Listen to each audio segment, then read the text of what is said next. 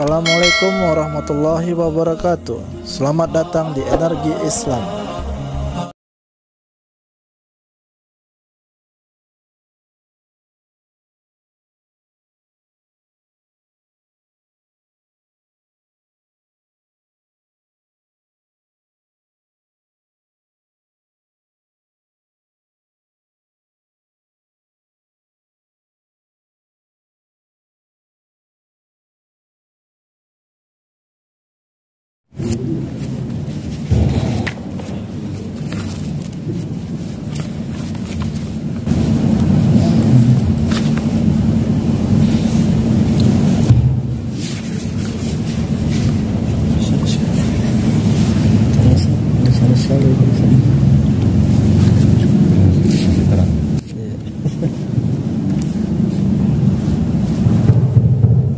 Assalamualaikum warahmatullahi wabarakatuh. Alhamdulillah, alhamdulillahirabbil alamin, wassalamu ala rasulillah sayyidina Muhammadin bin Abdillah wa ala alihi wa ashabihi wa azwajihi wa dhurriyyatihi wa ahli baitihi wa man tabi'ahum bi ihsanin ila yaumil qiyamah. Syukur kita kepada Allah Subhanahu wa taala atas limpahan anugerah dan nikmatnya, dan berselawat kepada Rasulullah sallallahu alaihi wasallam dengan mengucapkan Allahumma sholli ala sayyidina Muhammad wa ala ali sayyidina Muhammad. Semoga kita bagian dari umat beliau yang kelak suatu saat nanti mendapatkan syafaatnya di hari kemudian kelak. Amin amin ya rabbal alamin. Jemaah bapak-bapak, saudara-saudari sekalian, ibu-ibunya, alhamdulillah pada malam hari ini kita bisa berjumpa kembali dalam pengajian rutin fikih pada hari Jumat minggu kedua. Insya Allah kalau ada nanti hari Jumat bersama Bapak Ustaz Muhammad Sumitra Berjaya, insya Allah yang nantinya pengajian fikih, ilmu-ilmu yang beliau sampaikan bisa kita amalkan, bisa kita terapkan di kehidupan kita sehari-hari untuk menambah wawasan, menambah ilmu, dan menambah kualitas ibadah kita, insya Allah. Dan kemudian berkumpulnya kita di sini dalam mengaji, insya Allah mendapatkan pahala dari Allah Subhanahu wa taala. Dan bagi keluarga-keluarga kita, tetangga-tetangga kita yang barangkali belum sempat waktunya untuk datang, insya Allah kita doakan di pertemuan-pertemuan berikutnya diluangkan waktunya, disegerakan waktunya, dan diringankan angkanya. Dan bagi keluarga kita yang sakit, insya Allah disembuhkan oleh Allah Subhanahu wa taala atas keberkahan majelis ilmu ini, insya Allah. Demikian kata pembuka ini, marilah kita bersama-sama menyimak, mendengarkan, kemudian nantinya kita amalkan. Wabillahi taufiq wal hidayah. Assalamualaikum warahmatullahi wabarakatuh. Kami persilakan kepada Bapak Ustaz Muhammad Sumitra Berjaya untuk menyampaikan kajian. Dan insya Allah nanti di akhir diberikan kesempatan pertanyaan bagi bapak-bapak, ibu-ibu yang ingin bertanya mengenai masalah ibadah ataupun di luar bab sholat juga boleh, ataupun ada undang-undangnya kehidupan sehari-hari bisa ditanyakan kepada Ustaz Muhammad Sumitra Berjaya. Demikian, assalamualaikum warahmatullahi wabarakatuh. Assalamualaikum warahmatullahi wabarakatuh. Bismillahirrahmanirrahim. Alhamdulillahirabbil alamin. Allahumma shalli wa sallim wa barik ala sayyidina Muhammadin wa ala alihi wa ashabihi ajma'in. Subhanaka la ilma lana illa ma 'allamtana innaka antal 'alimul hakim. Rabbi shrah li sadri wa yassir li amri wahlul 'uqdatam min lisani yafqahu qawli. Wala haula wala quwwata illa billahil 'aliyyil 'azim. Alhamdulillah, segala puji syukur kehadiran Allah Subhanahu wa taala yang telah memberikan nikmat kesehatan dan kesempatan kepada kita semua sehingga malam hari ini kita dapat berkumpul kembali melanjutkan kajian kita sebagaimana biasa. Salawat berkirim salam tidak lupa pula kita hadiahkan kepada junjungan kita baginda Nabi Muhammad sallallahu alaihi wasallam. Allahumma shalli wa sallim wa barik alaihi. Mudah-mudahan dengan banyaknya kita bersolawat kepada beliau, kita ini merupakan salah satu di antara umatnya yang mendapatkan syafaat di hari akhir kelak. Amin ya rabbal alamin. Yang saya muliakan dan hormati tuan-tuan guru, para ustaz, ustazah, muallim, muallimah, para pengurus badan kenaziran, para jamaah, bapak ibu hadirin wal hadirat rahimahumullah. Malam hari ini kita melanjutkan kajian kita dan ini merupakan pertemuan kita yang kedua pada kajian rutin, yaitu kajian fikih dengan menjadikan kitab Syarhul Afrah sebagai rujukan di dalam majelis kita ini. Pada pertemuan yang lalu kita membahas tentang kewajiban sholat, bahwa sholat itu memiliki dua kewajiban, yaitu wajib puasa dengan wajib pokoknya, dan pentingnya berazam ketika masuknya waktu sholat bagi orang yang tidak mampu melaksanakan sholat di awal waktunya. Sekarang kita masuk pembahasan lanjutannya di kitab di halaman 20 baris kelima dari bawah. Halaman 20 baris kelima dari bawah. Kitab sholat dengan baris kelima dari bawah. Maka tiada gugur sebabnya. Itu sudah ketemu kira-kira yang ada kitabnya. Baris kelima dari bawah. Maka tiada gugur sebabnya. Bismillahirrahmanirrahim. Qala mu'allif rahimahullah wa nafa'ana bihi wa bi 'ulumihi fid dharain amin ya mujibas sa'il. Maka tiada gugur sebabnya daripada seorang sekali-kali, dan jikalau bersangatan atasnya sakit sekalipun selama ada akalnya.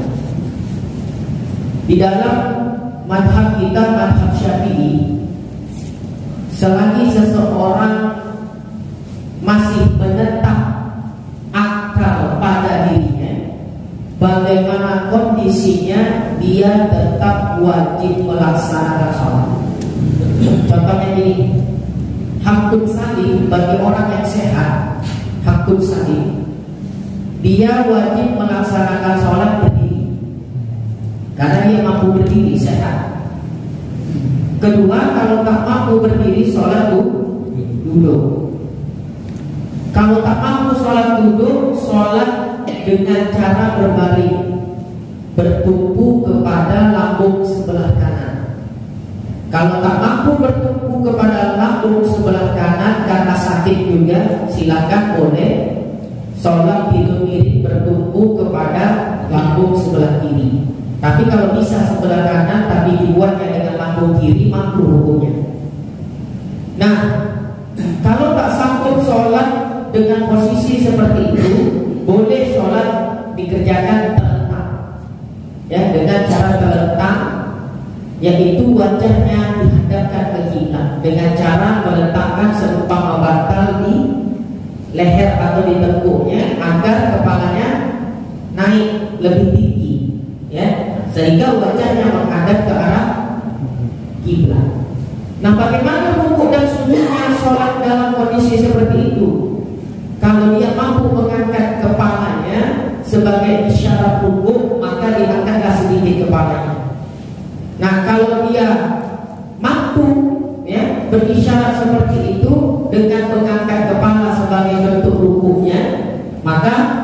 wajib dengan seperti itu. Sujudnya bagaimana? Diangkat kepalanya lebih tinggi dari rukuknya. Cuma normalnya manusia kalau sudah sholatnya berbaring terlentang, itu tak akan mampu untuk mengangkat lehernya atau kepalanya sebagai isyarat rukuk maupun sujud biasanya. Lantas bagaimana? Rukuk dan sujudnya isyarat dengan kedipan mata. Ketika rukuk kedipkan mata, ya. Ketika tidak buka lagi matanya. Ketika sujud kedipkan lagi matanya. Duduk di antara dua sujud buka lagi matanya. Sujud yang kedua kedipkan lagi. Berdiri pindah rakaat, ya, buka lagi matanya. Nah, isyarat dengan kedipan mata. Kalau dengan isyarat kedipan mata pun tak sanggup, mengkedip-kedipkan mata pun tak sanggup, ya, apakah dia tetap wajib sholat? Di dalam mazhab kita Syafi'i, dia tetap wajib sholat walau dengan isyarat hati. Rukuknya, i'tidalnya, sujudnya seolah-olah isyaratlah dia dengan hati. Gimana wuduknya? Diwudukkanlah sama orang yang sehat, ya, anaknya, emaknya, ayahnya, siapalah mewudukkan dia, ya. Tetap wajib sholat biasa, wajib selama masih tetap akal pada dirinya, walaupun bersangatan atasnya sakit sekalipun dia tetap wajib sholat. Kan itu di kitab tadi. Meskipun apa? Jikalau bersangatan atasnya sakit sekalipun dia tetap wajib sholat. Kalau mazhab Hanafi beda. Ya, kalau sudah mengedipkan mata pun tak sanggup, maka sudah dia tidak wajib sholat. Nanti kalau sehat pula, maka dia kodok saja sholat yang dia tinggalkan ketika sakit yang sangat bersangat tadi. Sampai mengedipkan mata sebagai isyarat rukuk sujud pun tak sanggup dia.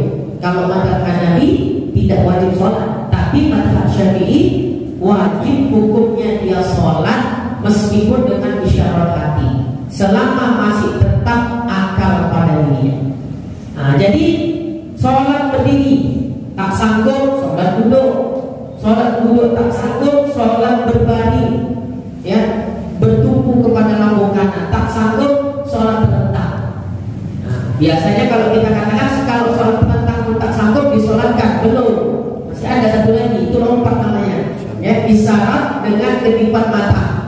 Tak bisa pula dengan kedipan mata, isyarat dengan hati. Kalau tak bisa, baru tinggal menunggu pengumuman di masjid. Ya, jadi kalau udah sholatnya tak bisa lagi dengan apa? Ya, dengan isyarat hati pun tak bisa, tinggal menunggu pengumuman di masjid. Intinya selagi ada akalnya, dia wajib sholat. Maka mafhum mukhalafahnya, kalau dalam usul fikih ada namanya istilah mafhum mukhalafah. Maka mafhum mukhalafahnya, orang yang tak punya akal tiada wajib sholat baginya.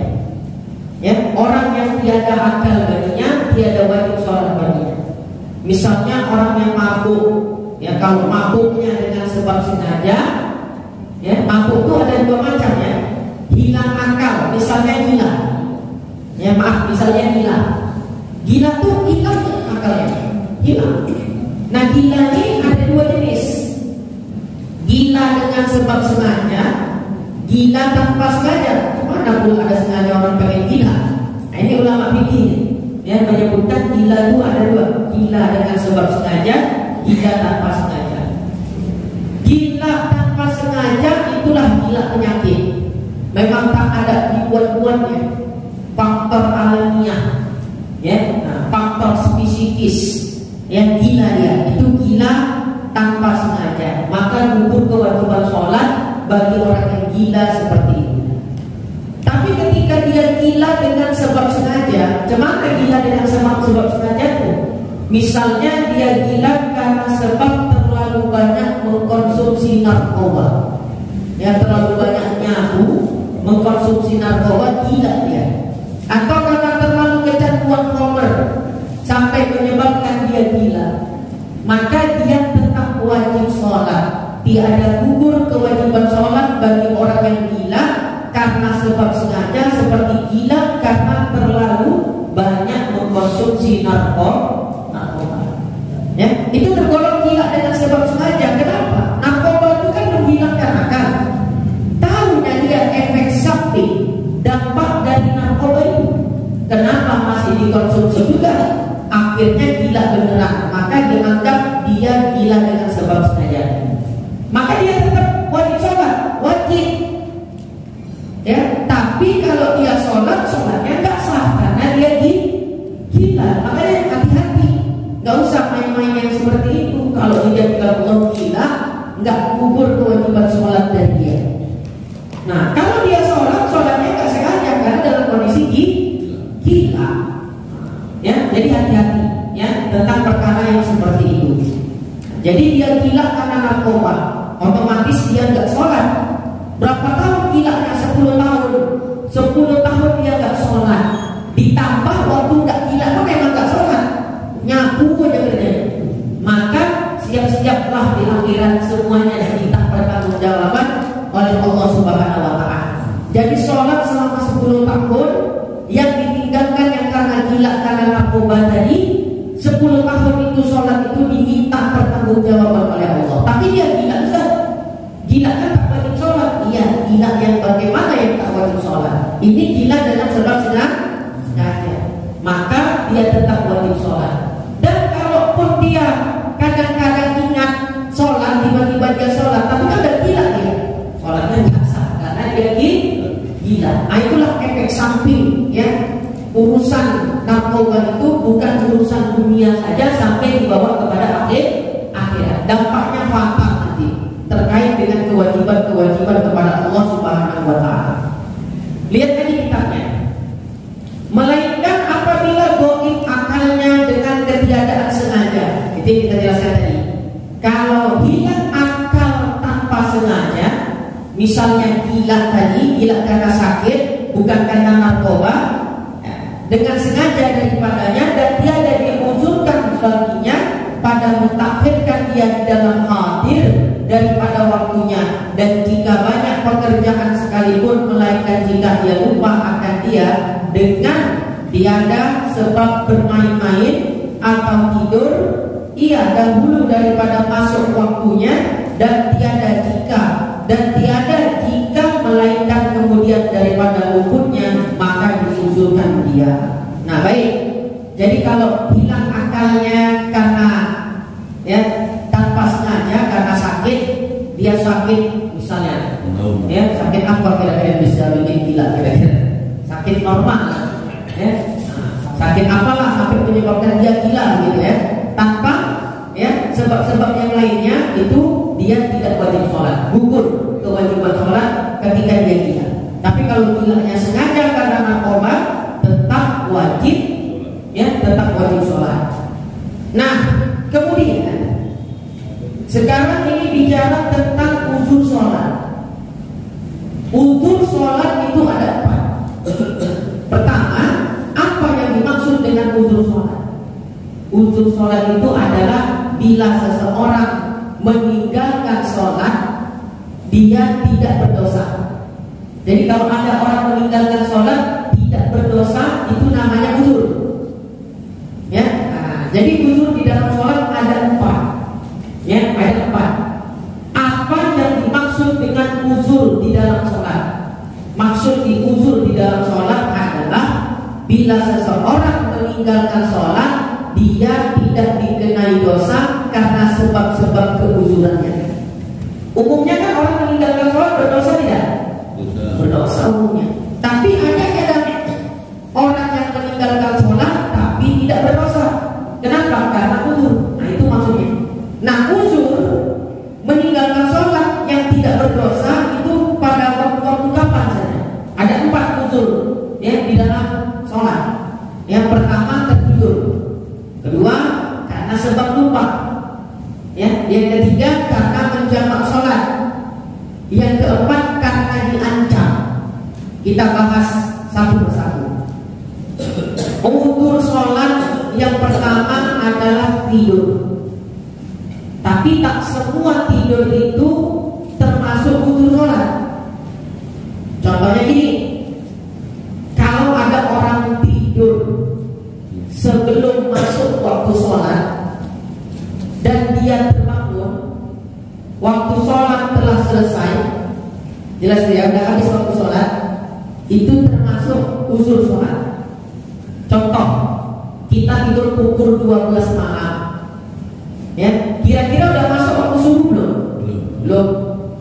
Terbangun pukul 7 pagi, lewat gak waktu subuh? Lewat. Ya, tidurnya sudah masuk waktu apa sebelum waktu? Sebelum. Nah, tidur yang seperti itu yang dimaksud dengan uzur sholat. Jadi dalam kondisi seperti itu dia tidak berdosa, tapi tetap wajib dia mengqadha sholat subuh tersebut. Begitu dia terbangun jam 7 pagi, ya sudah, kerjakanlah sholat subuhnya mesti matahari sudah tinggi. Namanya mengqadha sholat. Nah, ini tidur yang termasuk uzur adalah tidur yang dilakukan sebelum masuknya waktu dan dia terbangun waktu sholat telah selesai. Lantas bagaimana sekiranya kalau dia tidurnya sesudah masuknya waktu? Bisa jadi tidurnya makruh, bisa jadi tidurnya haram. Jadi ada juga tidur yang hukumnya haram, hadirin. Ya, pendapat Imam Ibnu Hajar Al-Haythami Asy-Syafi'i, bila seseorang tidur setelah masuknya waktu sholat, sudah azan ini, nggak langsung sholat dia tidur, dan dia mengetahui ya tidak akan ada orang yang membangunkan dia untuk sholat, jelas ya? Maka tidur dalam kondisi seperti ini hukumnya haram, ya, dia berdosa dan mendapatkan 2 dosa. Saya ulang sekali lagi. Bila dia tertidur setelah masuknya waktu sholat dan dia bangunnya setelah waktu sholat habis, ketika sebelum tidur itu dia tahu gak akan ada orang yang akan membangunkan dia. Bahkan upaya dia untuk bangun seperti buat alarm itu pun gak dilakukannya. Memang dasar gak mau sholat. Jelas ya? Maka dia mendapat 2 dosa, hadirin. Dosa yang pertama, dosa meninggalkan sholat dengan sebab sengaja. Itu dianggap dia meninggalkan sholat dengan sebab sengaja, nggak termasuk uzur tidur yang seperti itu. Dosa yang kedua, ya, adalah dosa tidur pada waktu tersebut. Ya, yang menjadikannya haram apa? Dia tidur setelah masuknya waktu dan dia memang tidak berniat bangun sebelum waktunya habis. Jelas itu kan? Memang dia nggak sholat dia, maka dia dapat 2 dosa. Dosa meninggalkan sholat dia dapat. Kedua, dosa karena tertidur yang dia memang sengaja tidak bangun ya sampai waktunya berakhir, maka itu berdosa hukumnya. Dia dapat 2 dosa sendiri. Ya, paham ya kira-kira ya? Maka membangunkan orang yang tertidur untuk sholat hukumnya apa? Ya, kalau sebelum masuknya waktu sholat membangunkan orang yang tertidur untuk sholat hukumnya sunnah. Tapi kalau sudah masuk waktu sholat membangunkan orang yang tidur untuk sholat hukumnya wajib. Jadi jangan kita berpikir dia tuh aku ya, yang penting aku sholat, orang dia udah dewasa biarkan aja. Gak boleh, bangun nih. Kalau kita sudah bangun, ya waktu sholat sudah masuk, ada orang di rumah kita yang belum bangun, wajib hukumnya kita bangun untuk sholat. Gimana kalau udah dibangun dia nggak mau sholat, itu urusan dia. Yang penting kita sudah menjalankan kewajiban kita. Kalau nggak kita bangunin gimana? Kita berdosa. Ya. Nah, jadi membangunkan orang yang tertidur untuk sholat bila waktu sholat belum tiba hukumnya sunnah. Tapi kalau membangunkan orang yang sholat, ya, orang yang tertidur untuk sholat sudah masuknya waktu sholat hukumnya wajib. Kalau nggak kita lakukan kita berdosa. Ya, di kitab ini nggak ada. Silakan baca dalam kitab semisal Kasyifatus Sajjad Syarah Safinah ya An-Najah karya Syekh Muhammad Nawawi Ibnu Umar Al-Bantani Al-Jawi Asy-Syafi'i rahimahullah tentang hukum tidur-tidur ada dijelaskan di dalam kitab itu.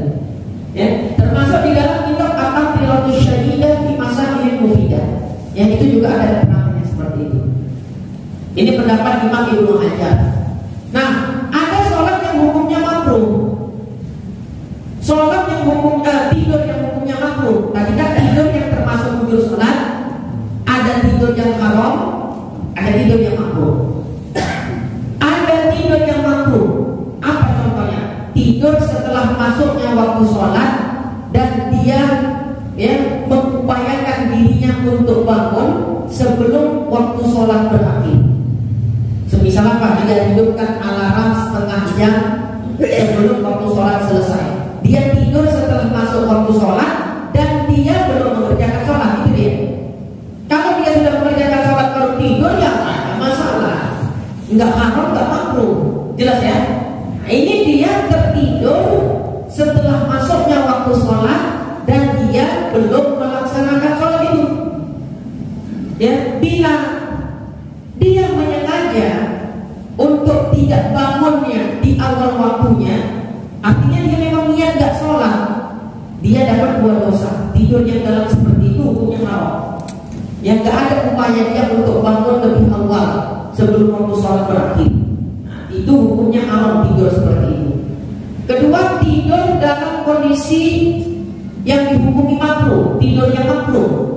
Tidur setelah masuknya waktu sholat, dia belum melaksanakan sholat, ya, tapi dia berupaya untuk bangun sebelum waktu sholat berakhir.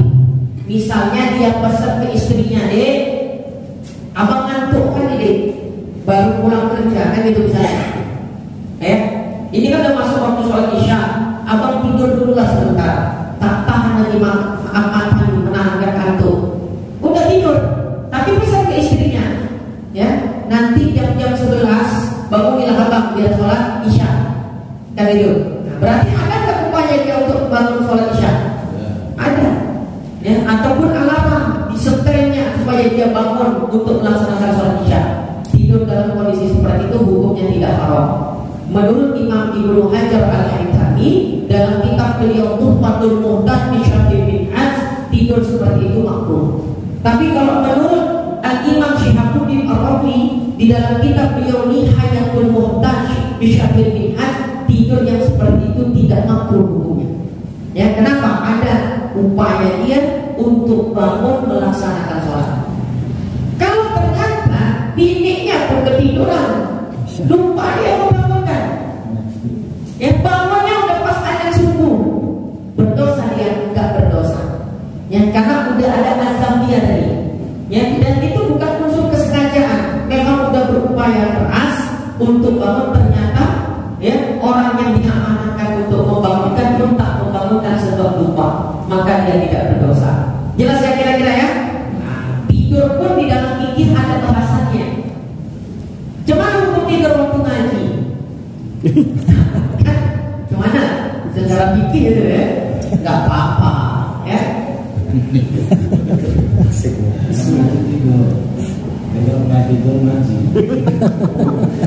Obatnya itu ya, bagi orang yang payah tidur datanglah pengajian, pasti terobati, langsung tidur. Nggak apa-apa, yang penting datang ke majelis walau ngantuk, ya kan nggak tiap hari tidur. Ya, makanya saya ngaji sama saya santai, saya nggak pernah, kok tidur, enggak, ya, santai. Karena kan yang dihadapi masyarakat umum, kan gitu kan. Nah, yang punya aktivitas di siang sampai sore hari, mungkin waktu itu dia kelelahan sehingga sampai tertidur waktunya ngaji. Tapi kalau setiap ngaji tidur itu penyakit hati itu, ya, cepat diobati. Kalau sekali-sekali nggak apa-apa, ya, paham ya kira-kira ya. Nah, kita maklum, ya. Itulah enaknya ngaji dan majelis itu seperti itu. Walaupun kita tidur di dalam majelis, tetap dicatat malaikat sebagai ahlul khair, dicatat kita sebagai orang-orang baik. Kenapa? Karena kumpulnya sama orang-orang baik. Tapi jangan jadikan dalil untuk ngaji tidur, ya. Baik.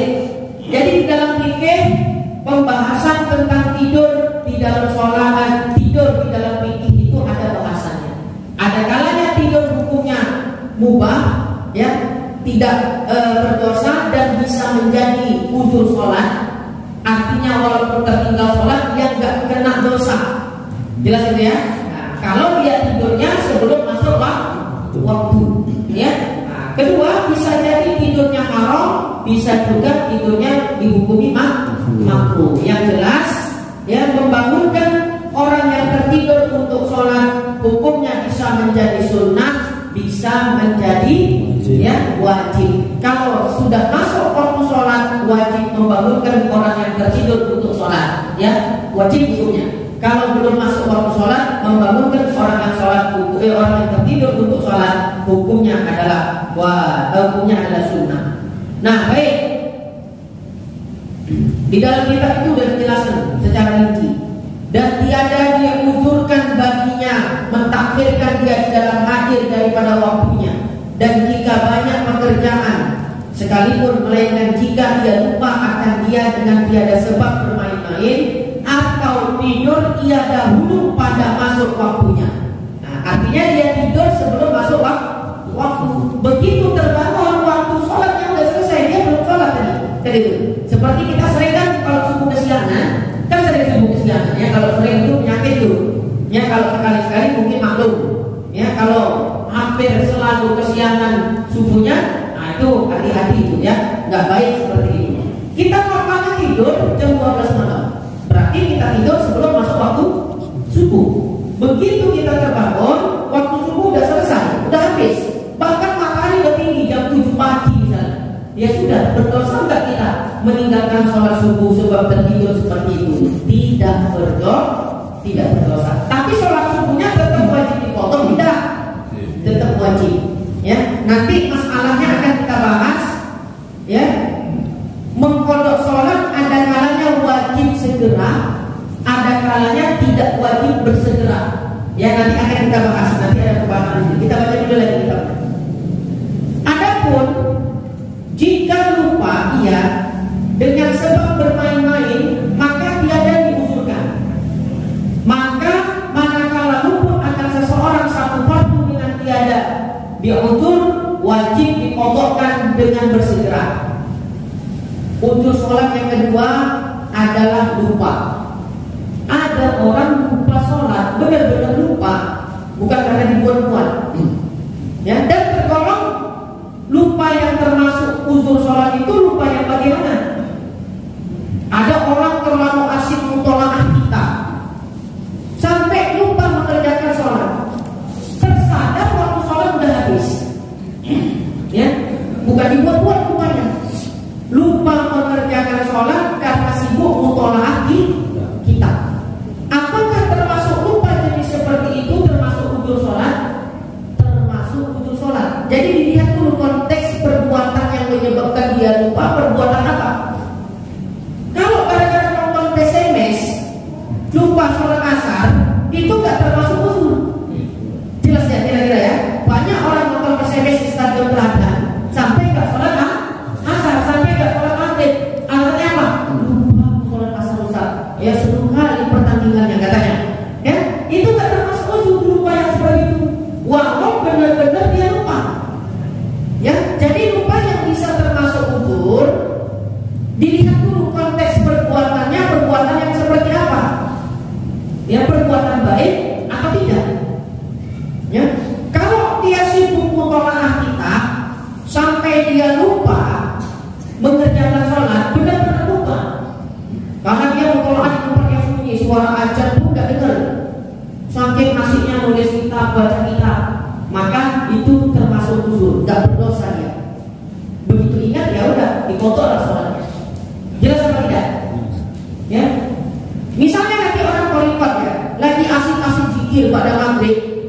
Ya, apa sebelum maghrib sejak jam 6 sore dia udah zikir. La ilallah. Saking khusyuknya, begitu selesai zikirnya, lihat tuh, astagfirullah, pukul 8.30. Sholat apa yang hebat? Sholat maghrib. Ya, berdosa ya? Tidak. Kenapa? Karena perbuatan yang menyebabkan dia tertinggal sholat, lupa karena perbuatan yang memang perbuatan yang baik kan itu.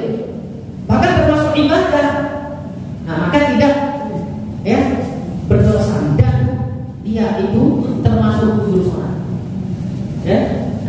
Tapi kalau ada orang sibuk, anak muda main game online, itu kadang salah ya, makan pun gak ingat dia lagi. download game online tanya aja, ya. Tiba-tiba lewat waktunya, lupa aku belum sholat. Apakah termasuk uzur sholat? Enggak. Ada orang keenakan mancing, kadang mancing itu bisa bikin lupa waktu, betul apa enggak? Ada yang mancing sih, banyak gitu ya. Sampai lupa belum melakukan sholat. Begitu teringat waktu sholatnya udah habis, waduh belum sholat, dulu kita nih. Keingetnya udah habis waktu zuhur, udah masuk asar baru ingat, udah sholat zuhur enggak nih? Belum juga lah katanya kan kita sama bikinya mandi tadi. Apakah termasuk uzur? Memang benar-benar lupa tadi kan gitu kan? Saking asiknya banyak strek tadi, ya strek sampah, lupa satu asik, lupa sholat zuhur, itu nggak termasuk uzur. Berdosa nggak? Artinya tetap berdosa. Paham ya? Jadi ada kalanya lupa itu termasuk uzur sholat, tapi ilatnya lupa yang bagaimana yang bisa digolongkan sebagai lupa yang masuk kepada uzur sholat. Kalau konteks perbuatannya adalah perbuatan yang baik, mutolaah kitab, yang berzikir, ada hafaz Quran, murojaah hafalannya dari juz pertama, keenaan dia, ya tiba-tiba begitu selesai, ya diingatkan kawannya, kau udah sholat maghrib, udah azan maghrib kemana katanya, kok udah jam maghrib, orang udah pulang sholat isya katanya, dia murojaah mulai dari jam 6, maksudnya isi waktu kan gitu kan, sebelum masuknya waktu maghrib. Saking syahdunya dia membaca Al-Quran, nikmat batinnya mau itu nggak terasa. Kita kenapa bosan kalau baca Al-Quran? Kotornya hati kita. Jadi kalau ingin melihat hati kita banyak kotorannya apa tidak, ya buka Al-Quran. Kalau cepat bosan di dalam membaca Al-Quran, itu menjadi pertanda banyak penyakit hati di dalam hati kita. Termasuk duduk di majelis ilmu, ya kalau nggak betah lama-lama, baru 30 menit, ya udah nengok jam, sampai nengok saya pula itu, maksudnya Ustaz udah selesai kan itu. Ini nggak punya adat orang kayak begini, ya tunggu aja kalau selesai waktunya ya selesai, ya nggak perlu, ya buat nengok jam, tapi matanya nengok saya, tengok Ustaz saya, maksudnya isyarat kan karena kayak gitu kan, nggak usah. Itu termasuk murid nggak punya adab ke guru, hati-hati nanti nggak berkah ilmunya, ya. Nah, jadi kalau nggak tahan lama ibadah, mudah bosan baca Quran, bosan ya duduk di majelis baru setengah jam sudah jenuh, ya atau berkumpulnya hal-hal yang baik, ya dia cepat jenuh, itu pertanda kalau hatinya banyak kotoran-kotorannya, ya banyak penyakit hatinya. Nah, seperti itu. Nah, baik. Jadi ada orang lupa sholat waktunya lewat gara-gara sibuk murojaah hafalan. Apakah lupa yang jenis itu termasuk kepada uzur sholat? Termasuk, karena lupanya lupa karena melakukan kebaikan. Jelas itu kira-kira ya.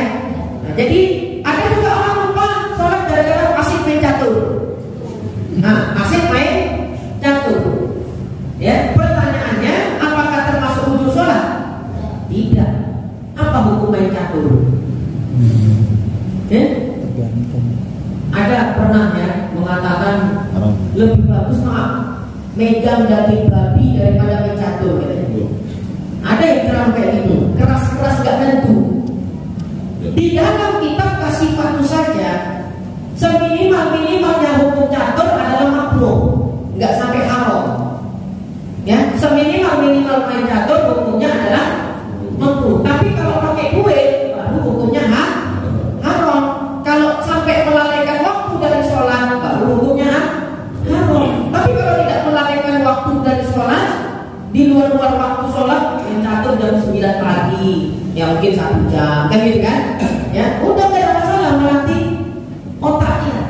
Ya, jadi hukumnya tidak haram main catur. Yang haram itu kalau pakai duit, baik dari kedua belah pihak atau dari salah satunya.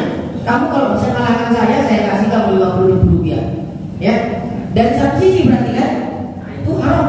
Ya, judi, ya haram. Nah, baik.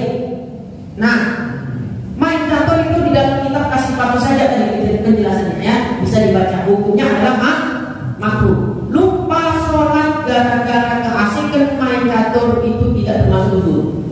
Nah, itu jenis uzur sholat yang kedua. Uzur sholat yang ketiga adalah karena sebab jamak takhir. Sholat maghrib digabung dengan sholat isya dikerjakan di waktu isya, namanya jamak takhir. Berarti kan dia mengerjakan maghrib di luar waktu kan gitu. Tapi karena dia berjamak, ya termasuk uzur, gak berdosa. Ya, jangan pula kita nggak ada syarat-syaratnya nggak terpenuhi, seperti melakukan perjalanan jauh, ya tiba-tiba menjamak sholat, nggak boleh. Tapi kalau misalnya karena sakit parah, orang yang sakit parah boleh nggak menjamak sholat? Menurut Imam Nawawi, Al-Imam Muhyiddin Abi Zakaria, Yahya bin Syaraf An-Nawawi Ad-Dimashqi Asy-Syafi'i rahimahullah, di dalam kitab beliau Al-Majmu' Syarah Al-Muhadzab, bagi orang yang sakit parah boleh untuk menjamak sholat. Ya, bagi kita kalau tidak ada hal-hal yang membolehkan berjamak, jangan dijamak.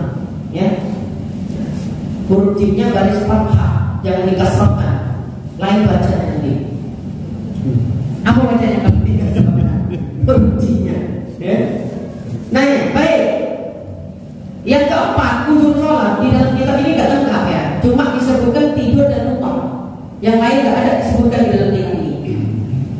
Yang keempat termasuk uzur sholat adalah sebab diancam. Kau, ya kalau kau sholat dikemel, dan betul-betul memang ancaman itu bukan sebatas omongan. Misalnya seperti itu, akhirnya dia gak berani sholat.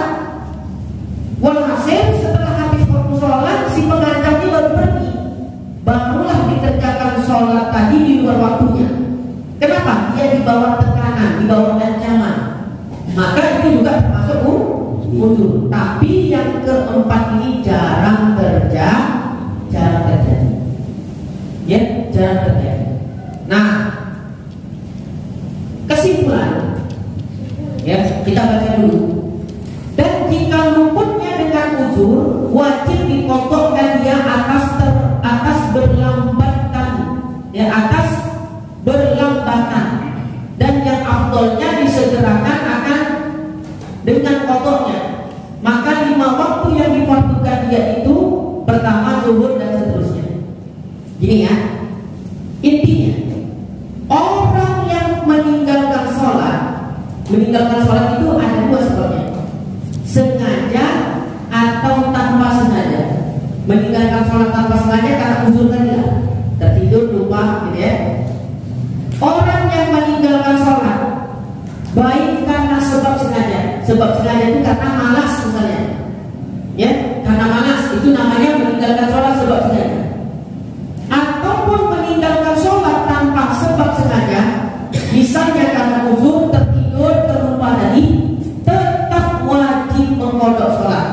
Saya ulang sekali lagi, orang yang meninggalkan sholat dengan sebab sengaja atau tanpa sengaja, wajib dia mengqadha sholat yang ditinggalkan tersebut. Jelas ya, itu kesimpulannya.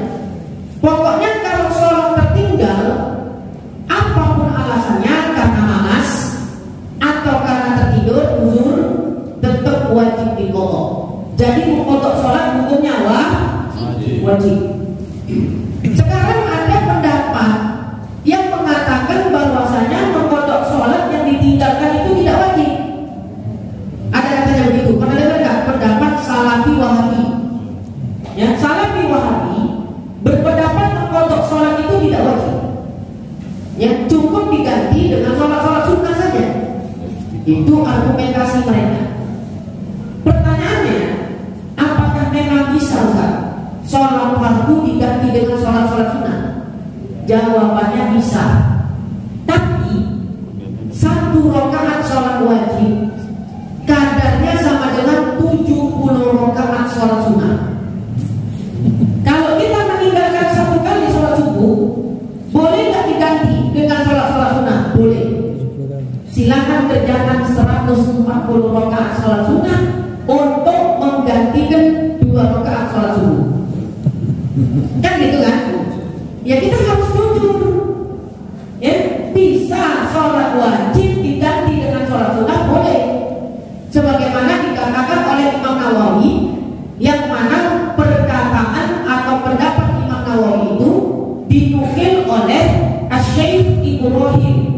Al-Bajuri Asy-Syafi'i di dalam kitab beliau Hasyiah Al-Bajuri jilid yang pertama. Apa katanya? Ya, sholat wajib yang ditinggalkan bisa diganti dengan sholat sunnah. Boleh, bukan nggak boleh. Cuma harus jalani. Ya, resikonya apa?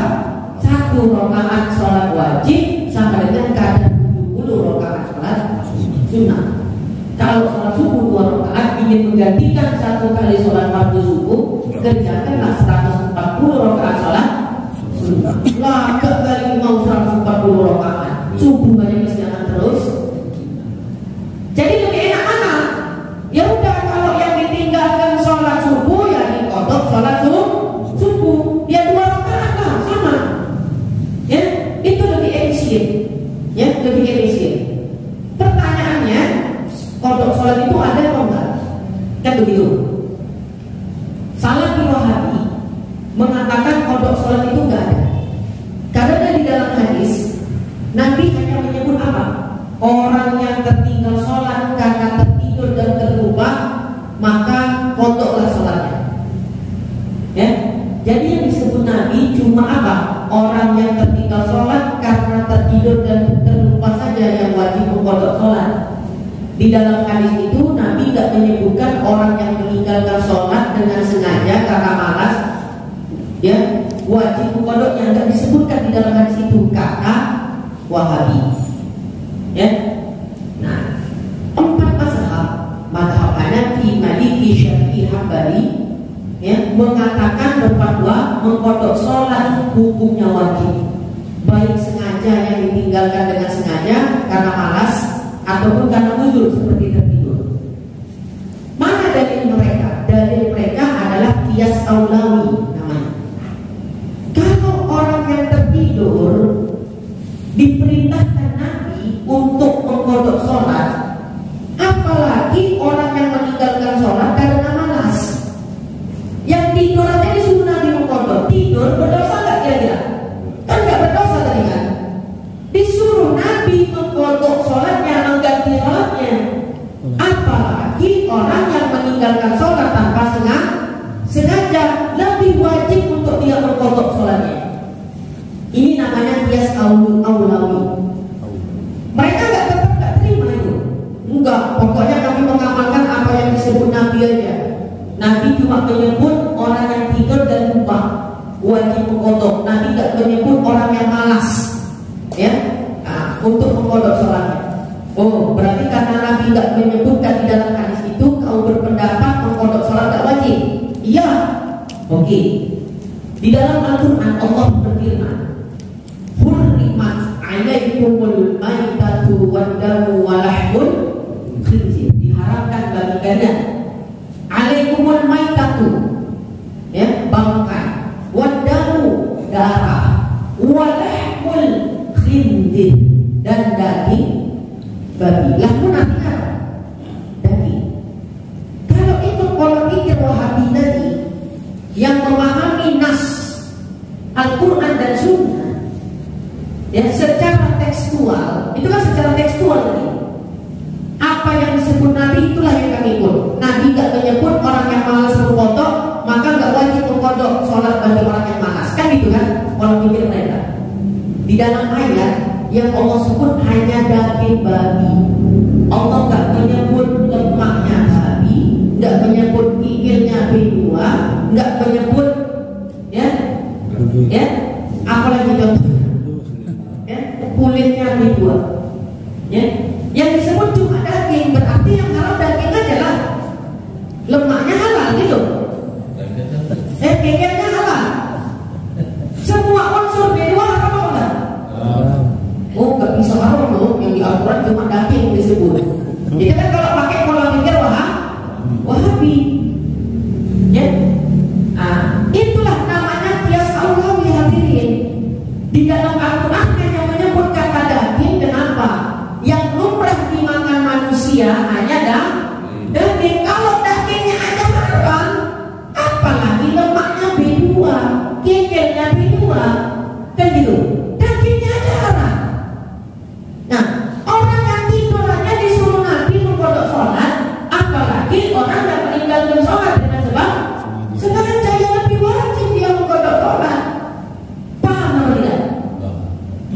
dalam Al-Quran nanti Allah berfirman ya, tentang apa? Berbuat wala taqul lahuma uff. Di dalam ayat hanya menyebutkan apa? Jangan kau berkata kepada kedua orang tuamu. Oh, yang dilarang hanya berkata Di dalam ayat itu nggak ada bunyi wala tandahuma wala tunduhuma. Berarti karena nggak ada ayat yang berbunyi wala tandahuma, jangan tendang keduanya, jangan tumbuk keduanya. Berarti menendang dan menunjang dan menumbuk orang tua boleh. Gara-gara di dalam ayat itu nggak disebutkan. Yang haram cuma jangan kau katakan, jangan kau bantah makmu, jangan kau bantah ayahmu. Ya, karena apa? Di dalam Al-Quran cuma wala taqul lahuma uff. Ya, yang haram cuma itu, jangan kau membantah ayah makmu. Bunyinya kan nggak ada di dalam ayat itu wala tandahuma wala tunduhuma. Apakah boleh nunjuk orang tua? Nunggu orang tua gara-gara nggak disebutkan di dalam ayat itu? Ya nggak boleh. Itu dia tahu kami. Kalau berbuka masam sama ayah emak aja tak boleh, apalagi yang berat dari itu. Paham? Walaupun tidak berbunyi wala tandahuma wala tunduhuma, nggak ada di dalam ayat itu, menunjang menumbuk orang tua hukumnya sangat berat keharumannya. Sebab apa?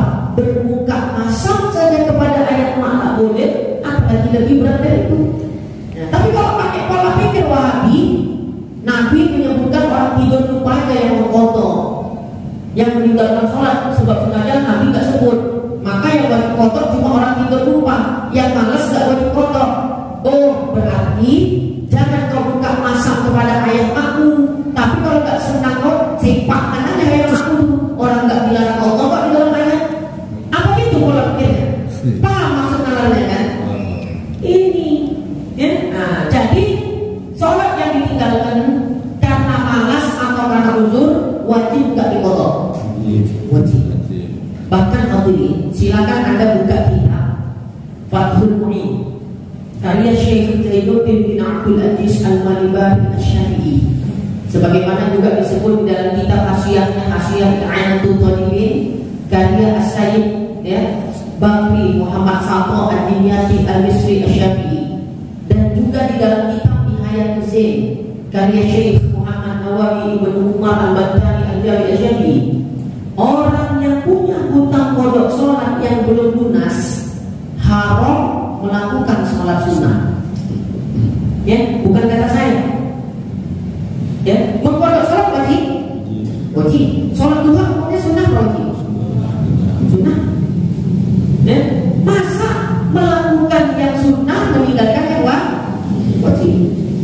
Pendapat yang paling kuat di dalam mazhab Syafi'i muktamad, orang yang punya hutang kodok sholat haram melakukan sholat sunnah. Bukan kata saya, rujuk kitab-kitab tadi. Mending waktu-waktu yang dia gunakan untuk melaksanakan sholat sunnah tadi, dia pergunakan untuk mengkodok sholatnya. Jelas itu?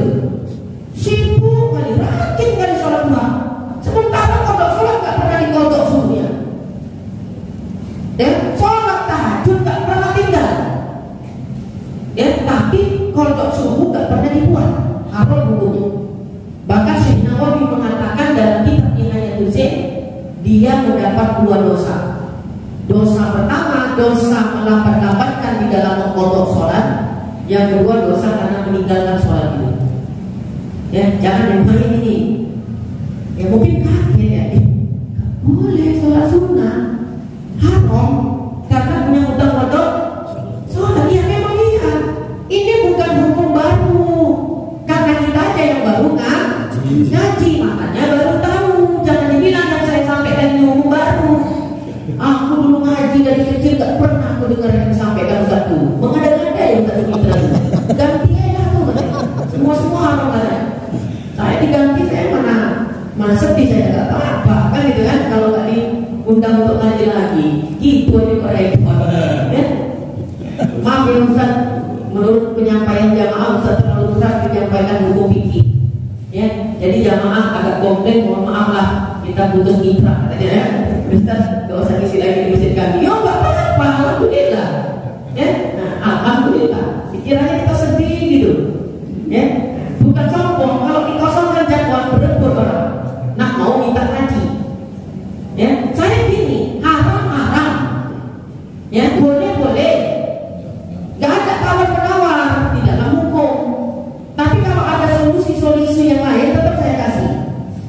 Ini belum tuntas tadi, baru satu pendapat. Ya, nanti saya kasih solusi. Jelasnya, saking pentingnya mengkodok sholat ini, ya, sampai ada ulama yang mengatakan bahkan ini pendapat yang paling kuat di dalam mazhab Syafi'i, orang yang punya hutang kodok sholat haram melakukan sholat sunnah kecuali telah selesai hutang kodok sholatnya, baru dia boleh sholat sunnah. Berarti kan menunjukkan penting tak mengkodok sholat. Jadi sholat yang kita tinggalkan dahulu, mungkin semasa kita muda, semasa kita gadis, yang banyak sholat yang kita tinggalkan, wajib itu dikodok hari ini. Ya, kalau nggak dikodok, itu tetap diminta bertanggung jawab dari akhirat kita. Bahkan di dalam kitab Al-Jawaqit wal Jawahir dari Imam Abdullah Asy-Sya'rani, bertobat dari dosa meninggalkan sholat bagaimana caranya? Dulu kita nggak sholat, dan itu, atau sholat kita dulu bolong-bolong. Sekarang inilah baru sholat kita 5 waktu. Berarti kita udah hijrah, udah taubat, dan itu, ya. Bagaimana cara bertobat dari dosa meninggalkan sholat? Cara bertobat dari dosa meninggalkan sholat adalah dengan dia mengkodok sholat yang dia tinggalkan dahulu. Bila tidak dikodok sholat yang ditinggalkan itu, tiada sah pertaubatannya. Dalam kitab Al-Jawaqit wal Jawahir, itu orang Melayu juga tidak tahu, yang berisi dosa-dosa besar. Artinya apa? Alhamdulillah sekarang kita sholatnya udah 5 waktu. Tapi dosa-dosa sholat yang dulu kita tinggalkan gimana nanti? Maka harus dikodok sholatnya. Kalau enggak, kalau tidak dikodok, tobat kita tidak diterima. Bukan saya yang mengatakan, silakan buka kitab Al-Jawaqit wal Jawahir. Jadi yang merasa punya hutang kodok sholat di masa-masa lalu, ya, kodoklah sholatnya sekarang, mumpung masih dikasih hidup oleh Allah Ta'ala. Ya, kodok sekarang. Berapa banyak Ustaz, gak bisa dihitung. Gimana cara mengkodok sholat yang tak dapat dihitung lagi? Kodok aja sholatnya semuanya sampai merasa lapang hatinya daripada tanggungan kodok sholat. Nanti dibagi Allah Ta'ala itu. Mengkodok sholat caranya gimana? Nah ini yang paling penting. Gimana cara mengkodok sholat? Caranya sama seperti sholat pada umumnya. Sholat apa yang mau dikodok? Sholat subuh, ya sudah 2 rakaat juga. Sholat apa yang dikodok? Sholat zuhur, ya 4 rakaat. Jangan dikosor. Dia meninggalkan sholat zuhur, waktu mengkodok dikosornya jadi 2 rakaat. Nah ini buat mazhab baru ya. Ya, laporkan ini ke MUI kalau ada kayak gini, mengkodok sholatnya dikosor atau dijamak dia, nggak bisa. Ya, mengkodok sholat pertama waktunya bebas, nggak terikat waktu. Mengkodok sholat subuh di waktu isya boleh, di waktu sekarang lepas majelis nanti kodok sholat subuh boleh. Mengkodok sholat zuhur di waktu malam boleh. Mengkodok sholat isya di waktu siang boleh. Ya, nggak ada masalah, bebas waktunya. Ya, nah, yang penting dikodok. Boleh nggak sekali waktu 5 waktu terus dikodok? Misalnya selepas pengajian ini sampai rumah, kita kodok yang pertama sholat subuh 2 rakaat. Setelah salam berdiri lagi 4 rakaat kodok sholat zuhur. Selesai zuhur, ya, berdiri lagi 4 rakaat kodok sholat asar sampai selesai sholat isya. Boleh begitu? Boleh. Tapi saya jamin usianya bertahan cuma seminggu. Ya enggak? Oh, seminggu dapat itu berapa hari tadi? 3 hari. Wah, capek juga lumayan. Ya, maka ada tipsnya. Sholat fardu kan ada qobliyah, ada ba'diyahnya kan. Mending sholat qobliyah dan ba'diyah itu gantikan aja dia dengan qodok subuh. Coba bayangkan ya, sholat subuh ada nggak qobliyahnya? Ada. 1, ba'diyahnya nggak ada. Zuhur ada qobliyahnya? Ada. Ada ba'diyahnya? Ada. Asar ada nggak qobliyahnya? Ada. Ba'diyahnya? Ada. Maghrib ada nggak qobliyahnya? Ada. Ba'diyahnya? Ada. Isya ada nggak qobliyahnya? Ada. Ba'diyahnya? Ada. Andai qobliyah ba'diyah ini kita gantikan dengan mengkodok sholat subuh, dalam sehari kita telah mengkodok 8 kali sholat subuh. Karena sholat yang paling banyak ditinggalkan pas subuh. Ya. Jadi pergunakan aja waktunya. Cuman kunutnya Ustaz. Baca kunut yang paling pendek. Allahumma firli ya Ghafur warhamni ya Rahim. Sudah. Ya. Gak usah angkat tangan, nanti ketahuan kita kodok subuh. Qobliyah zuhur misalnya kan. Ya. Kodok subuh. Banyak kali beratnya berarti 3 gitu ya.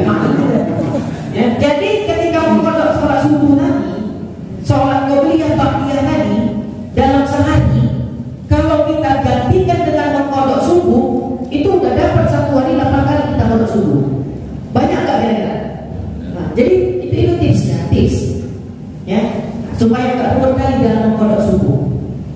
Baca kunutnya kemana Ustaz? Ganti kunut yang paling pendek aja.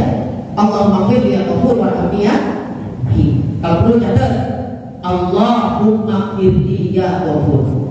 Ya, Allahumma firli ya Ghafur. Bahasa Indonesia aja. Ya, Allahumma firli ya Ghafur warhamni ya Rahim. Enggak usah angkat tangan. Ya, karena mengangkat tangan ketika kunut itu juga khilafiyah. Silakan baca kitab Al-Azkar dari Imam Nawawi. Enggak usah angkat tangan. Jadi enggak ketahuan kalau kita mengkodok subuh. Nah, sholat yang lain di mana? Begitu. Zuhurnya, asarnya, maghribnya, isyaknya di mana mengkodoknya? Nah, setelah atau sebelum sholat subuh itu tadi udah dikodok. Sholat subuh dapatlah sudah. Zuhur misalnya. Sebelum sholat zuhur atau sesudah zuhur kodok 1 kali aja misalnya sholat zuhur. Jelas? Sebelum asar kodok 1 kali sholat asar. Ya. Nah, sebelum maghrib atau sesudah maghrib kodok 1 kali sholat maghrib. Daripada kumpul-kumpul selesai sholat maghrib kumpul di teras masjid tiba pula itu lagi. Ya, mending kodok sholat. Sebelum isya atau pada isya kodok 1 kali sholat isya. Berarti 1 hari itu ya berapa tadi? 8 atau 7 kali mengkodok subuh, dan sholat zuhurnya dapat 1 kali, asarnya dapat 1 kali, maghribnya dapat 1 kali, isyaknya dapat 1 kali. Kalau dibuat begitu gak terasa lelah diri. Jelas kira-kira. Daripada dikerjakan 1 waktu, subuh dulu selesai, masuk zuhur selesai, masuk asar. Saya jamin seminggu udah pakai 3 hari dari kata Ustaz. Ya, bertahan. Nah, artinya apa? Urusan kodok sholat jangan main-main. Mumpung masih diberi kesempatan hidup oleh Allah Subhanahu wa Ta'ala, pergunakan sisa waktu-waktu yang kosong tadi untuk mengkodok sholat yang kita tinggalkan. Kalau tidak, meminta pertanggungjawaban oleh Allah Subhanahu wa Ta'ala di hari akhir nanti. Ya, supaya tak capek caranya seperti itu. Nah, tadi ya pendapat muktamad di dalam mazhab Syafi'i ini gak usah pertanyaan, gak apa-apa, yang penting ini diamalkan, ini penting ini. Ya. Nah, menurut pendapat yang muktamad di dalam mazhab Syafi'i, ya, orang yang punya hutang kodok sholat haram sholat sunnah. Ada nggak pendapat lain Ustaz? Ada. Pendapat yang kedua, muqabilnya qaul muktamad, meski dia qaul dhaif, pendapat yang lemah tapi masih boleh diamalkan. Pendapatnya siapa? Pendapatnya Al-Imam Al-Allamah Al-Hafiz ya, Muhammad bin Alawi ya, Al-Haddad Al-Hadrami Asy-Syafi'i radhiyallahu anhu, atau yang dimaksud dengan nama Imam Al-Haddad yang punya roti Al-Haddad ya. Beliau berpendapat sebagaimana disebut di dalam kitab Bughyatul Mustarsyidin, orang yang punya hutang kodok sholat masih boleh sholat sunnah dengan syarat tidak melalaikan mengkodok sholat. Selagi kita dalam di hari ini kita kerjakan kodok sholat, silakan sholat duha, silakan sholat tahajud, itu masih boleh. Tapi duha nggak pernah tinggal, tahajud nggak pernah tinggal, tapi kodok sholat nggak dibuat. Baik pendapat pertama, pendapat kedua sama-sama mengatakan model seperti ini haram. Jadi kalau ikut pendapat yang kedua, boleh sholat sunnah, tapi jangan sampai melalaikan dari kodok sholat. Artinya mengkodok sholat kita buat juga, sholat duha, sholat tahajud kita buat juga, apa? Niatkan saya ikut pendapat yang kedua, pendapat Imam Al-Haddad. Boleh bukan? Boleh. Nah, jadi kalau pendapat pertama keras sekali, orang yang punya hutang pondok sholat sama sekali nggak boleh sholat sunnah, mutlak, secara mutlak. Jelas ya? Pendapat kedua masih lebih, silakan sholat sunnah, tapi jangan sampai lalai dari mengqadha sholat. Cuma selama ini yang mana yang kita buat? Rajin sholat sunnah, nggak pernah mengqadha sholat. Pendapat pertama, pendapat kedua sama-sama mengharamkan. Jadi silakan bapak ibu mau sholat tahajud nanti malam monggo. Besok pagi mau sholat duha silakan. Ba'da maghrib sambil menjelang isya mau sholat awwabin silakan. Ya, mau sholat tasbih silakan. Tapi jangan sampai di hari-hari itu tidak mengqadha sholat sama sekali. Itu yang haram. Jelas? Wallahu a'lam bishawab. Nanti pertemuan berikutnya kita akan membahas taktik dalam mengqadha sholat. Karena kan tadi apa? Sholat itu kan ada yang ditinggalkan sengaja, ada yang tanpa sengaja. Ya, kalau sholatnya ditinggalkan karena malas berarti sengaja. Begitu masuk waktu, misalnya ya, dia nggak sholat zuhur karena malas.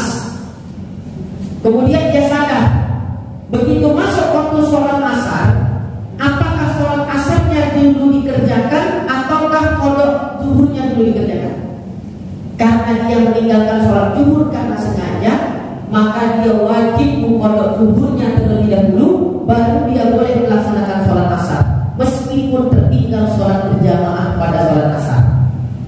Sampai seperti itu untuk rinciannya episode yang akan datang. Ya, tunggu pertemuan berikutnya. Ya, sekarang yang kita amalkan adalah perbanyaklah waktu-waktu kita untuk mengqadha sholat. Ya, karena mati gak tengok umur. Ya, ada yang muda mati duluan. Ya, gak mesti tua mati.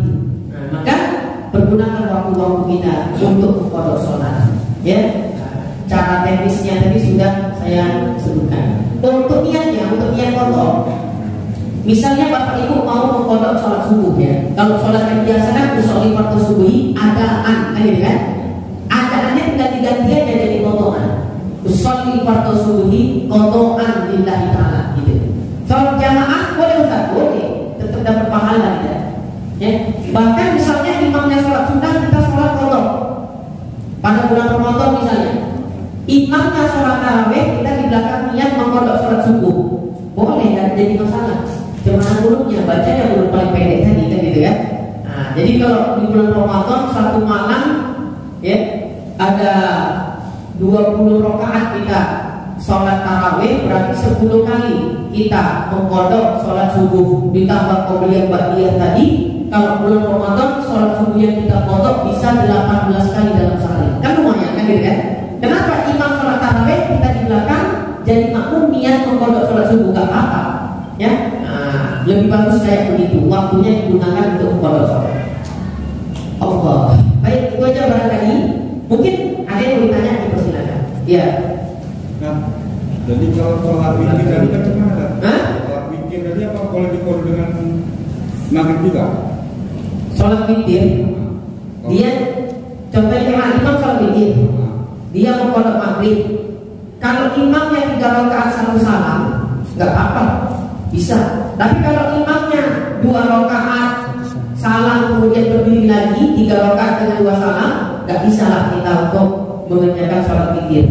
Nah, kalau mau witir 3 rakaat 1 salam, nggak usah pakai tasawuf ya, tasawuf awal. Ini 3 rakaat 1 salam dibuatnya pula tasawuf awal di rakaat kedua. Sholat maghrib lah itu namanya. Ya, ini kadang ada yang nggak mengerti tentang masalah itu. Nah, kalau sholat witirnya kita ikut witir aja. Ya, tapi 20 rakaat tarawihnya qadha subuh. Kalau iya sampai Ramadan nanti tidak. Jangan nunggu qadha subuhnya, nunggu masuk Ramadan nanti. Mulai malamnya, ya atau mulai besok lah. Kita datangnya agak cepat ke masjid ya untuk mengqadha sholat kita. Ya, Masya Allah. Jangan sia-siakan waktu kita. Ya, kerjakanlah qadha sholat itu. Kalau nggak percaya nanti diminta pertanggungjawabannya. Catat nomor WA saya, kalau nanti WA saya. Betul yang perlu terbilang, pasti betul ya. Di dalam alam bokor, alam baka baru aku merasakan yang Pak Ustaz sampaikan benar. Orang dari jelas kok, ya. Nah, itu aja barangkali. Yang di belakang benar.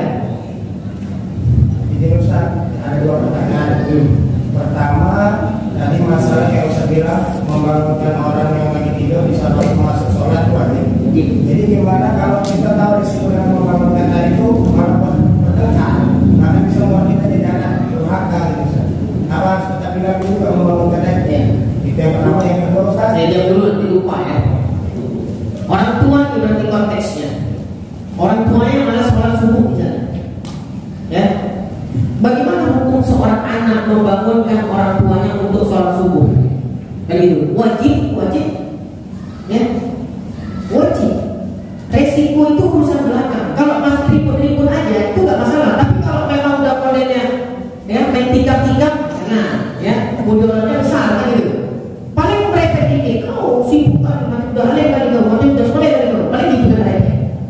Tapi tetap kita wajib bangunin itu. Walaupun kita tahu resikonya ada cekcok sedikit. Istri membangunkan suami misalnya, ya, suami membangunkan istri jarang, kan itu kan. Biasanya istrinya bangun duluan, suami yang membangunkan istri biasanya, kan gitu kan.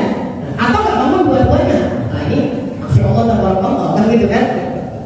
Jadi kalau hanya sebatas resiko ribut-ribut sedikit aja, itu tidak mengukurkan kewajiban kita untuk membangunkan orang yang tertidur tadi untuk sholat.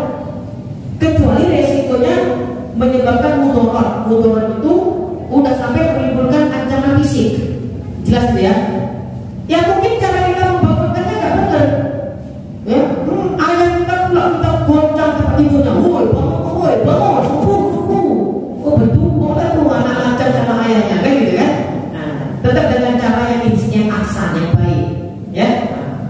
Maknya dulu bangunin caranya, ya. Mak bangun sholat subuh. Alaman nanti kan maknya yang bangunin ayahnya. Nah itu untuk meminimalisir keributan.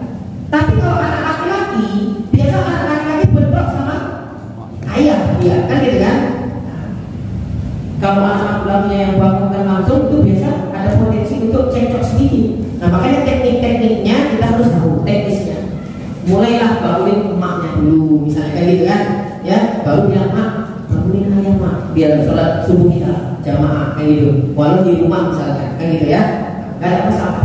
Nah jadi kalau potensi keributan begitu aja, tetap wajib membangunkan, tidak menggugurkan kewajiban, kecuali potensinya membahayakan diri. Ya, paham kira-kira ya? Kalau potensinya membahayakan diri secara fisik, maka nggak dibangunin nggak apa-apa.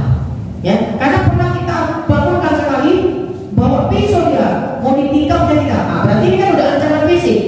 Nah, maka kita nggak berani bangunin dia lagi, udah nggak apa-apa, kita nggak dituntut. Ya, nah, tapi kalau cekcok sedikit, kau baru jam berapa masih ngajinya udah kau bangunin lagi, katanya. Nah, itu begitu ributnya tetap kita bangunin. Jelas ya? Pertanyaan kedua. Masalah tadi salah satu unsur yang boleh meninggalkan sholat karena ancaman Ustaz. Jadi bagaimana dengan zaman sekarang banyak orang muslim yang kerja sama orang kafir. Nah, habis itu mereka takut kehilangan kerjanya demi milih nggak sholat, tapi itu termasuk unsur karena ancaman Ustaz. Nah, kalau yang dilarang adalah sholat fardu yang 5, wajib yang keluar dari kerjaan tadi. Tapi kalau yang dilarang semisal sholat Jumat karena terlalu lama, itu ulama masih hilang gitu. Kalau semisalnya untuk membiayai keluarga nafkahnya, satu-satunya pencariannya hanya dari situ, ya, maka itu bisa dianggap uzur Jumatnya. Jelas ya, masalah Jumatnya. Tapi kalau masalah 5 waktu, nggak boleh sholat subuh, nggak boleh zuhur, asar, maghrib, isya, dilarang sama bos, wajib dia keluar dari tempat kerja itu. Jelas begitu ya. Nah, kalau yang dilarang adalah Jumatnya karena terlampau lama, karena kita sering terlambat. Nah inilah, sekarang udah kemana-mana saya ngaji selalu saya sampaikan. Ustaz, tolong diingat, kalau jadi khatib jangan lama-lama, ya. Karena perintah Nabi khatibnya khutbahnya singkat, sholatnya yang agak dipanjangkan sedikit. Kenapa khutbahnya jangan lama-lama? Karena jamaah itu dari berbagai macam latar belakang. Kebanyakan jemaah Jumat latar belakangnya adalah bekerja. Ya, Nabi itu sosialnya luar biasa, ngerti banget dengan orang. Ya, jangan lama-lama ya. Berkhutbah Jumat jangan lama-lama. Supaya apa? Orang yang sholat Jumatnya dapat, istirahatnya dapat, makan siangnya juga dapat. Karena banyak orang yang nggak sempat istirahat, nggak sempat makan siang, karena waktu istirahatnya udah habis dimakan sholat Jumat, akhirnya nggak makan siang ya. Kalau terlambat kena potong gaji, ya. Walau sih udah dia nggak makan nggak apa-apa, yang penting sholat Jumat. Ujung-ujungnya kena asam lambung lagi ya, kan gitu. Makanya kalau jadi khatib, ya jangan lama-lama, tolonglah ya, jangan lama-lama. Kalau bisa 15 menit selesai, ya itu udah kurbannya. Paling ditambah apa? Rukun kurban 5 menit jadi 20 menit lama-lamanya, maksimal semuanya. Ini kurban lebih lama kurban daripada ngaji, ya. Sampai tertidur orang dengarkan kurbannya, sampai di koma pun nggak bangun, ya. Jadi jangan lama-lama supaya ya orang-orang pekerja itu bisa mendapatkan semuanya. Nah, kalau tentang Jumat dilarang melakukan Jumat. Itu ada ulama yang mengatakan kalau sekiranya pekerjaan itu satu-satunya mata pencaharian dia, kalau dia nggak kerja bisa terancam perekonomian di dalam keluarga, maka dia boleh tetap kerja di situ, ya meskipun dia tidak Jumat, diganti dengan zuhur, ya termasuk uzur. Masalah Jumat aja ya. Tapi kebanyakan ulama itu sama saja, mau sholat Jumat atau 5 waktu, kalau sudah bos melarang untuk melakukan sholat, tinggalkan pekerjaan itu dan yakinlah insya Allah Allah akan mengganti dengan pekerjaan yang lebih baik, ya seperti itu. Paham ya kira-kira ya? Izin Ustaz, Bagaimana memahami fitnah Wahabi membilang bahwasanya Sunan Kalijaga itu tidak sholat saat bertapa gitu. Kenapa penyakit Ustaz? Iya. Pertama ya, Wahabi pertama memang mengingkari adanya wali songo. Gak ada itu. Ya, ada sebagian Wahabi yang mengatakan seperti itu.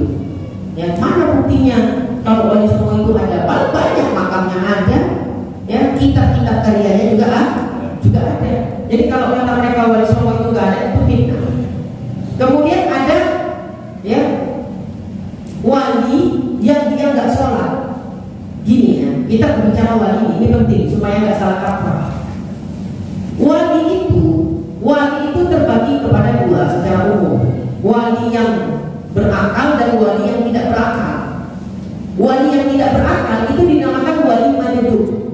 Pernah dengar istilah wali majnun? Wali majnun ini wali yang akalnya sudah diangkat oleh Allah Ta'ala. Maka orang yang tak berakal bebas nggak dari beban syariat? Bebas kan? Bebas nggak dari beban syariat? Bebas. Itu namanya wali majnun. Kenapa bisa jadi wali? Saking mahabbahnya kepada Allah, ya. Akhirnya kadang suatu sebab dicabut Allah akalnya. Akhirnya yang tinggal lakunya seperti orang gila, tapi dia wali. Tapi jangan setiap ada orang gila, kok cium tangannya wali apa? Ya, nggak semua orang gila itu wali. Ya, dan memang ada wali-wali yang seperti penampilan dan tingkah lakunya di luar perilaku manusia normal. Ya, tingkah lakunya sebagaimana perilakunya orang gila. Dia kadang pakai sarung tapi nggak pakai baju kan gitu kan? Namanya wali majnun. Berdosa dia? Ya enggak lah, makanya dia dicabut akalnya. Kan tadi dibikin jelas, selagi masih tetap akalnya, maka tetap wajib melakukan sholat. Pertanyaannya akalnya ada nggak tadi? Udah nggak ada, dicabut Allah wali majnun. Jadi kadang ada dia masuk wali, dia nggak sholat. Ya jangan kita berpikir, oh wali setan itu wali kok nggak sholat. Ya ibu kau masih seujung kuku udah ngomong wali. Ayo dah Wahabi ini tadi. Ya, ilmu masih seujung kuku sudah ngomong wali. Nah kalau ada orang masuk wali, dia nampak kita nggak sholat, nggak puasa, namanya wali majnun. Dan memang apa tingkah lakunya seperti orang gila. Tapi kalau ada katanya wali, tapi dia tingkah lakunya normal, duit tahu, cewek cantik tahu, dia nggak sholat, itu wali sesat. Jelas ya? Wali Muhammadiyah itu, tahu yang viral kemarin? Itu wali sesat. Kenapa dia normal, akalnya ada, tapi dia nggak sholat, itu wali sesat. Nggak cocok orang kayak gitu dikatakan wali. Karena ciri wali adalah tidak meninggalkan syariat, tidak meninggalkan sholat, tidak meninggalkan puasa, akhlaknya baik kepada orang, kecuali wali majnun, karena akalnya dicabut Allah. Bedanya wali majnun dengan orang gila bedanya tipis. Kalau wali majnun gak ngerti cewek cantik, gak ngerti duit. Kalau orang gila kakak dikasih goceng tahu ya, bila